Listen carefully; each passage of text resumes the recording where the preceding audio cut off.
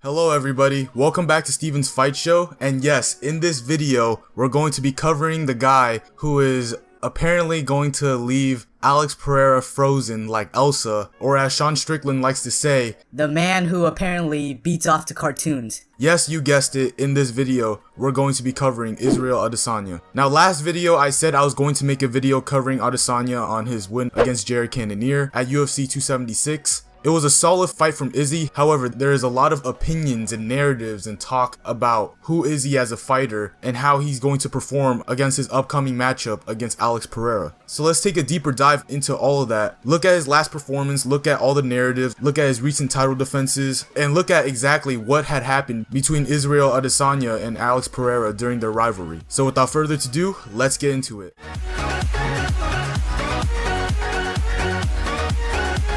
So Izzy had a pretty good win against Jared Cannonier. We saw great feints from Izzy. We know Izzy loves to use his feints. He was using jab feints, hip feints, level changes, knee feints. We know Izzy likes to do this. We know Izzy loves to bait his opponents, and feints are a great way for Izzy to read and understand and dictate his opponent's tendencies. And he was also managing distance by measuring his hands, leaving his hands out there to dictate where he is when he's in there with his opponent. And he also uses his hands to also trap his opponent's hands as well. He's able to figure out which shot he can throw next. He might throw a straight punch over the top, or he can throw a leg kick, or he can throw a shot to the body. He does this to prevent the opponent from moving forward. And obviously, he was also landing his bread and butter low kicks to set up his other strikes. He was landing hard leg kicks at Jared, even though Jared checked some of them, but he was landing good leg kicks. And as the leg kicks were working, he started to come up high with those kicks. He started to throw head kicks. He started to throw body kicks. However, I felt like he could have set up his head kicks better with body kicks. Some of the body kicks that he was landing were good, snapping, powerful kicks, and I felt like he could have used more of that. Izzy was also landing good straight shots against Jared as well, and one thing I noticed was that they were all non-telegraphic. All of those shots were coming out straight from point A to point B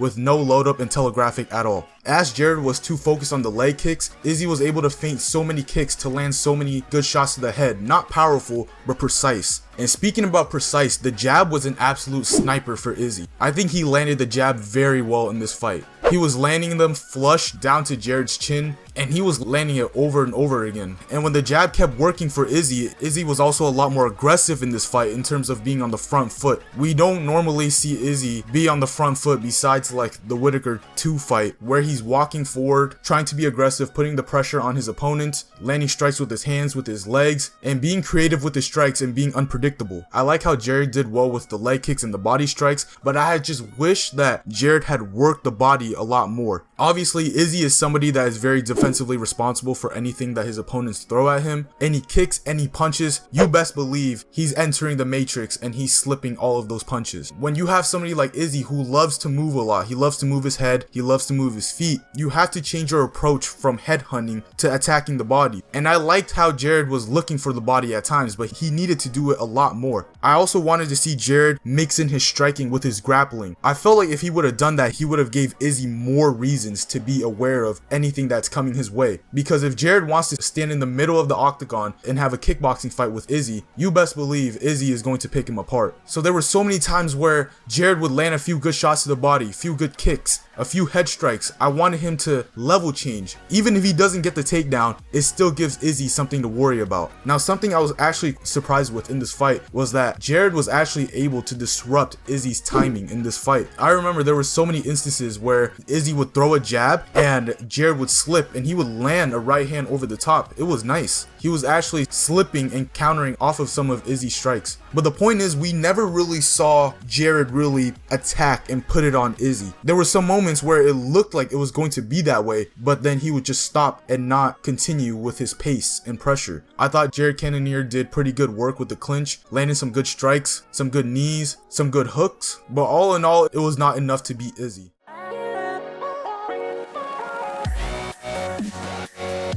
So now, since Izzy hasn't put on an exciting performance in a while, there's this narrative that's starting to build up that Izzy is a boring fighter. And the thing is, in the Jared Cannonier fight, you can actually hear fans like booing during the fight. And apparently there's also video footage of like people leaving mid-fight because it wasn't exciting for them. Even Henry Cejudo came out and asked the UFC to not promote Israel Adesanya because he's boring. Now, first off, I just want to say that is mental. Like, how do you not promote Israel Adesanya? Let's put skill to the side for a second. All right, let's look at all the champions in the UFC. Besides, like, I don't know, like Kamaru Usman, Israel Adesanya, in my opinion, promotes a fight better than any other champion in the sport. Izzy is the one who talks the most during the press conferences, during the interviews, during the lead up to the fight. He's always selling. He's always explaining what he's going to do. So to say you're not going to promote him is just bizarre. Like, that's ridiculous. However, despite Izzy being a great fighter,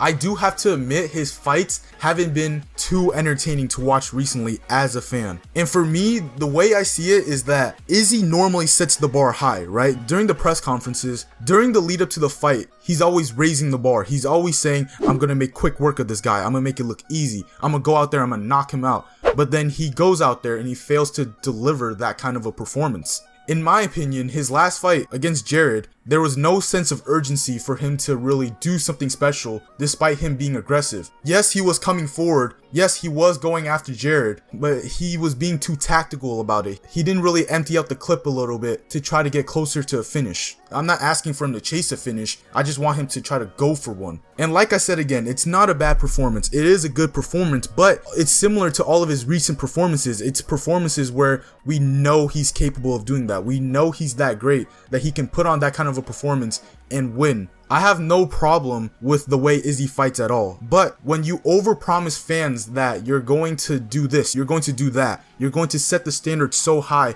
but if you're not going to even try to deliver that kind of a performance, then don't say that. Just say, I'm going to go out there and my hand is going to get raised. That's it. Don't make it a case of over-promising and under-delivering. But at the end of the day, what I will say is I do understand where Izzy is coming from. At the end of the day, we can only talk as fans, but we do not have a role of a championship fighter. Fans do not have a legacy to protect, and they don't have a duty to chase greatness. As much as Izzy tries to deny that he doesn't care about chasing greatness and he doesn't pay attention to where he ranks among the greats, in reality, we know he's trying to solidify himself in this game. He wants to make sure that when he retires from this game, when he calls it quits, that there's no questions asked about his legacy. Because if he really didn't care, why would he move up to 205 and challenge Jan Blachowicz for the light heavyweight title if he really didn't care about greatness? So this might just be a case for Izzy to just keep his legacy alive, keep the win streak going, and eventually earn that middleweight GOAT status.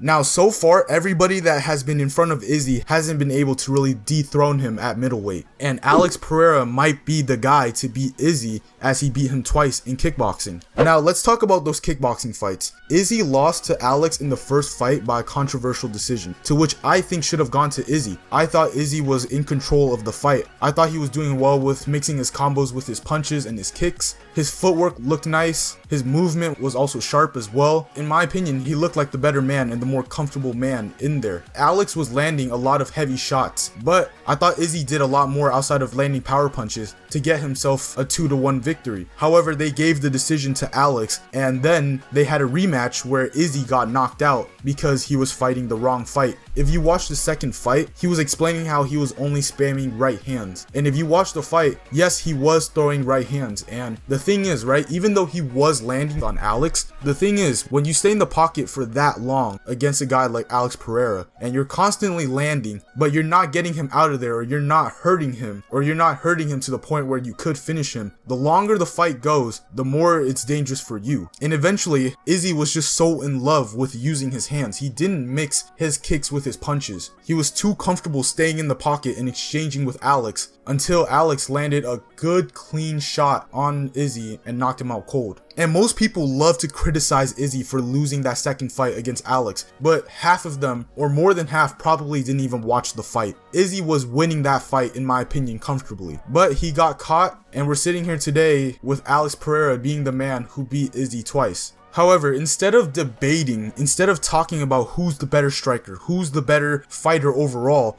I just want to see these two fight already. The storyline is there between these two. Izzy has this narrative around him where not too many people are able to stand and bang with Izzy in a kickboxing fight in the UFC. However, Alex Pereira is now in the UFC and he's been wreaking havoc ever since he stepped into this company. So this will be one of Izzy's toughest fights of his career, no doubt about it. Alex has the power advantage 100%, but I think Izzy is more technical than Alex. But it doesn't mean Alex Pereira is not technical at all. I mean, the way he set up that knockout against Sean Strickland was beautiful. He was able to move on his toes, throw good kicks, changing the level with his jab, throwing feints, and eventually catching Sean Strickland with a clean left hook. It was just phenomenal to see. And both of them, both Izzy and Alex, they have really good kicks. It doesn't matter which kick they throw, leg kicks, body kicks, head kicks, they both have really good solid kicks. And in the future, I'll do a deeper analysis into this fight, but I certainly believe that Alex Pereira can get a hold of Izzy and put Izzy in positions where he's not going to be too comfortable. Alex will have moments where he lands big shots on Izzy